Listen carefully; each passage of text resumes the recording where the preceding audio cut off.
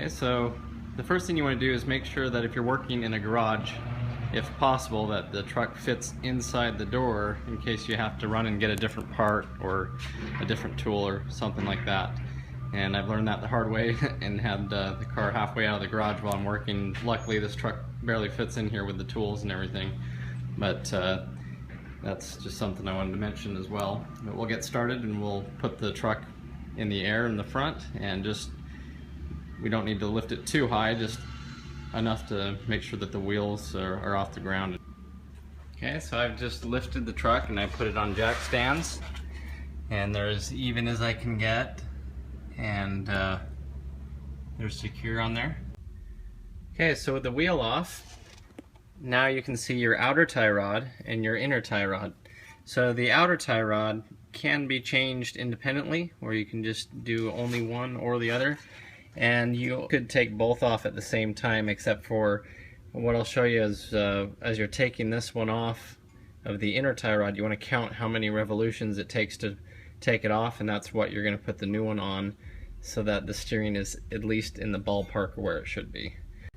Okay, optional, if you want, you can get some this liquid wrench and spray some of these pieces here that we're going to be taking off, just to help you out there. If you let them soak, especially if you're doing both sides, that'll give you some time for it to soak. That'll help things here. You have the outer tie rod and the inner tie rod here, and in the middle is the little set nut. So this basically comes down the inner tie rod and it butts up against this outer tie rod and keeps it in place.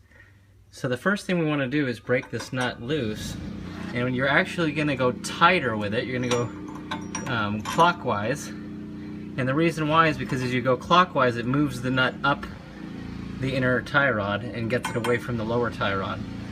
Because right now there's pressure on this nut up against the outer tie rod here.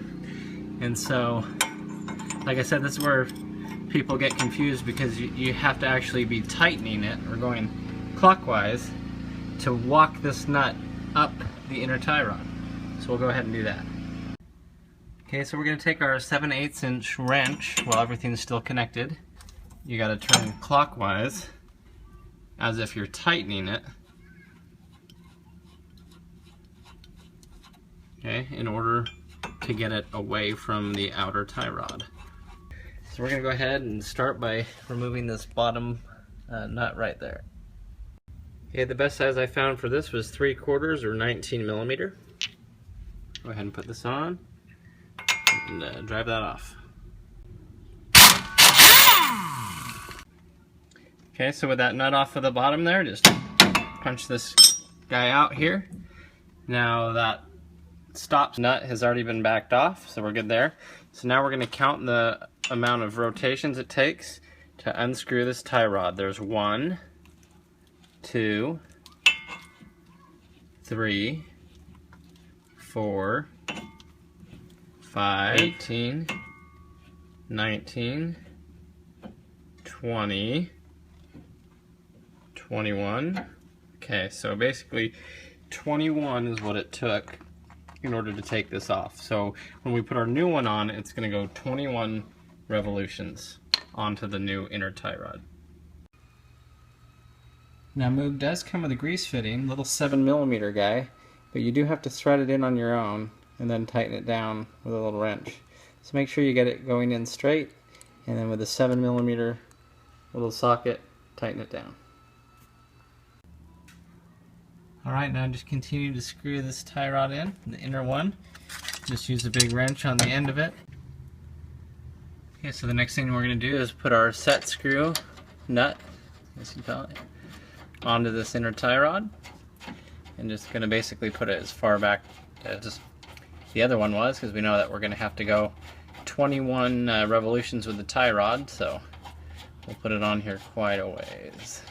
18, 19, 20, 21. So that's where it came off. So now we'll back this set screw back and tighten it down real good. But first we'll put it back in here so that we can get that down good and tight. So now we're just going to push this back through here and add our castle nut and pin on the bottom. Okay, so we push that tie rod back into its place. Now we're just going to put on our castle nut, and as if you can see there in the very end of the threads, there's a hole, and that's where we put our cotter pin through and then bend it down. So we'll go ahead and add our castle nut here. We'll tighten it down. Probably going to hit it with the impact just to get it good and tight.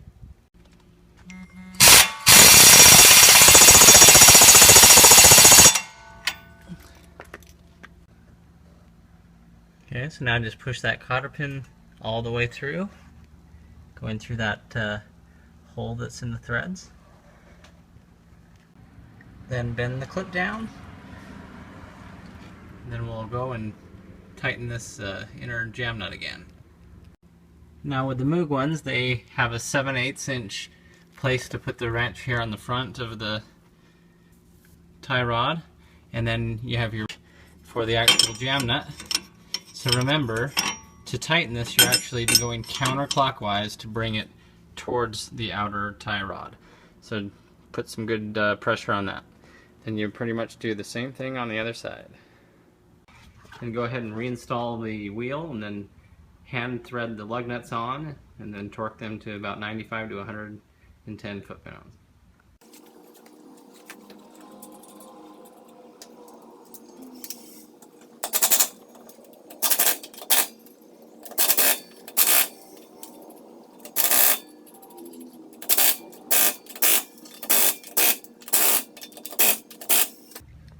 So once you've tightened everything as much as you can by hand while the wheel's still up in the air, then lift the truck up, hold the jack stand.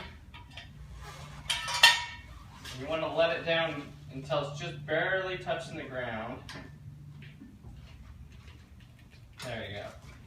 And now it just has just enough force to keep that wheel from spinning, and then torque them to 100, 115 foot-pounds using the star pattern. So going across from each lug nut.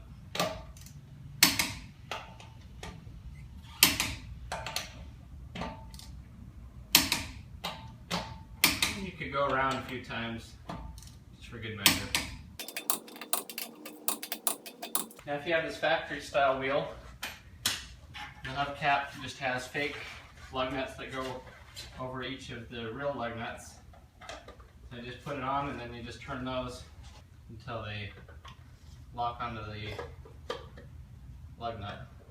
Maybe it's a full turn or so. Just don't go very tight with these because you don't want to break them.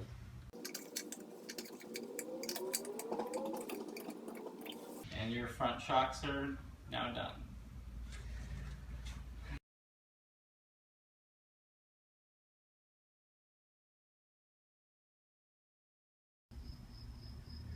So when I was all done, I was looking at the alignment on the car by looking at the truck head on, and it was messed up. You had one wheel way out of whack this way, the other was kind of this way.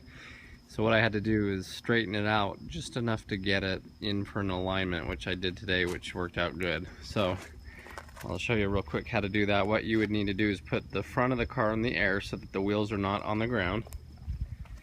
And you're going to need 2 of the 7/8 inch wrenches and 1 of the 13mm wrenches, and I'll show you what you'll do with them.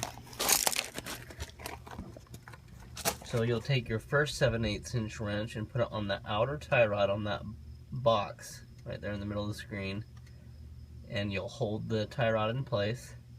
Then on the little jam nut, that's also 7/8, you'll turn that one clockwise in order to drive it up the inner tie rod so that it doesn't have pressure against that outer tie rod. And then if you can see that part of the bar in the middle of the screen on the inner tie rod, that's where you put that last 13mm wrench.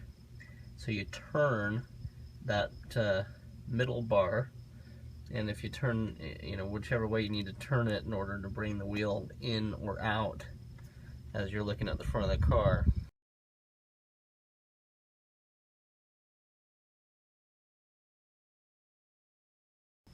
So you want to do that just enough so that when you're looking at the truck head on, the wheels appear straight, and then go and get it aligned.